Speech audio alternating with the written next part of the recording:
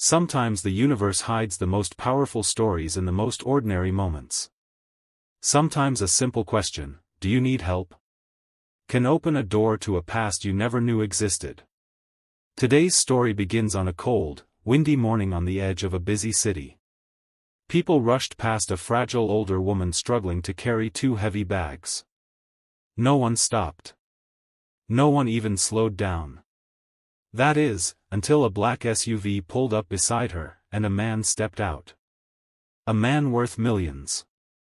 A man respected, admired, and recognized everywhere, except by the woman he was about to help. Before we begin, if you love emotional, inspiring stories about kindness, make sure to subscribe, like, and comment to support our channel, Kindness World. Your support helps these stories reach more hearts. The day had started like any other for Alexander Reed, a self-made millionaire known for his charitable work. He wasn't the type who flaunted his wealth. In fact, he preferred driving himself instead of having a chauffeur. That morning, he was on his way to a meeting when he noticed the woman. Something about her posture, her tired steps, or maybe just the way she clutched her worn-out shawl tugged at him. He didn't think twice. He pulled over, rolled down his window, and stepped into the cold.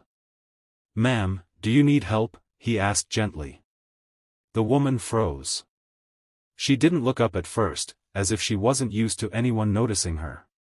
When she finally lifted her face, Alexander felt something strange. Her eyes, soft, dark, and filled with an old sadness, made his heart pause. She looked around 60, maybe older. Her clothes were simple, faded from years of use. Her hands trembled slightly from the weight of her bags. I don't want to bother you," she whispered. "It's no bother at all," he said with a reassuring smile.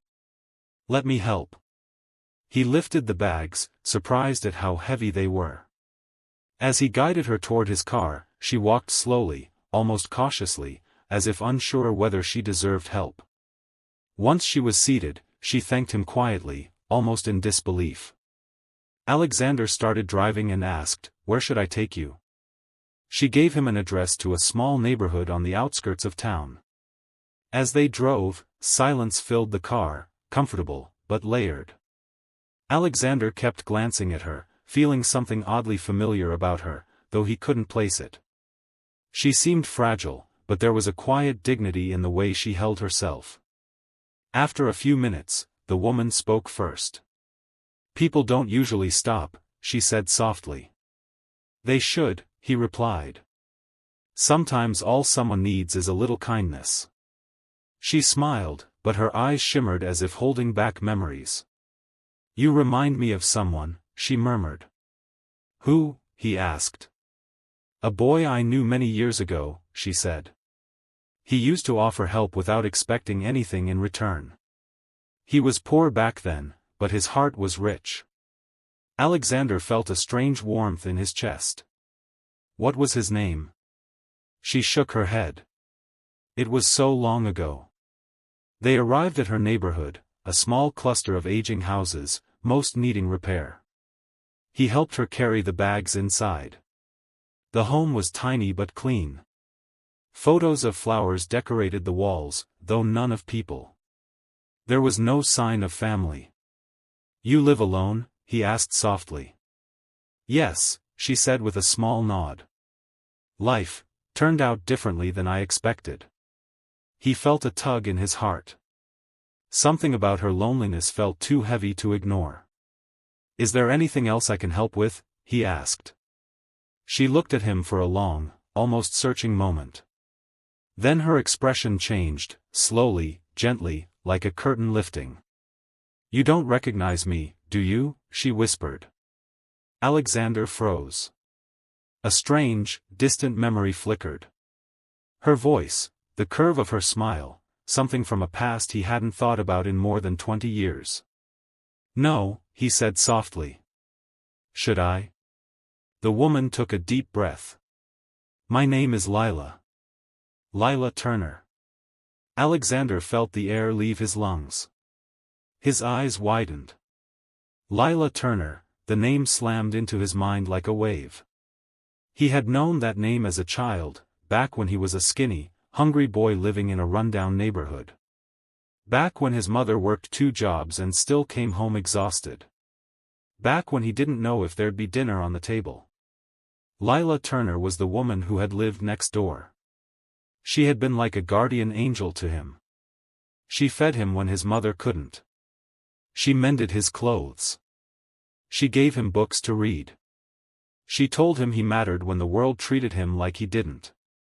He had loved her like a second mother. "Lila," he whispered, voice cracking.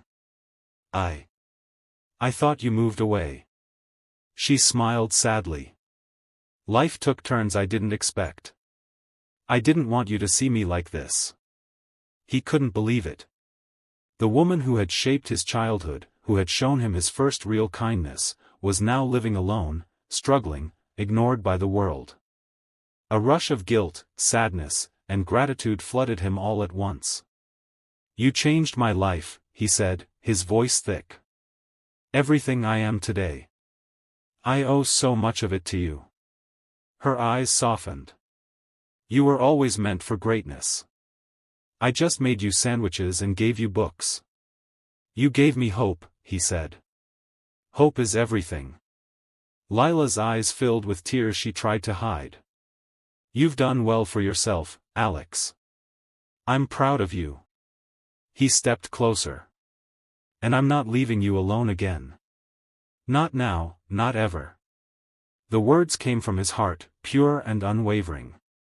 He insisted on taking her shopping, fixing her house, and arranging proper medical care. At first she resisted, not wanting to be a burden, but he gently reminded her of all she had done for him. Days turned into weeks, and weeks into months. Alexander visited her regularly, repaired her home, brought groceries, and even convinced her to join a local community center so she could meet people and feel less alone. She resisted at first, but slowly, life returned to her eyes. Kindness had come full circle. One evening, as they sat together on her small porch watching the sky turn a soft shade of blue, Lila said something that stayed with him forever. "You helped me when the world forgot me," she said. "But the truth is, kindness never leaves us. It just waits for its moment to return." Alexander smiled. "Then let's keep it moving forward." In the end, a simple act, a pulled-over car, a question, a moment of noticing, had reunited 2 souls whose lives had once intertwined. The world too often teaches us to rush, to pass by, to only care about our own path. But kindness reminds us to look again, to slow down, to see, to remember that everyone carries a story. This story is a reminder that kindness given long ago has a way of finding its way back, sometimes when we least expect it. And sometimes, all it takes is the courage to stop and ask, "Do you need help?" May this story inspire you to spread kindness wherever you go, because you never know whose life you might change, or who might return to change yours.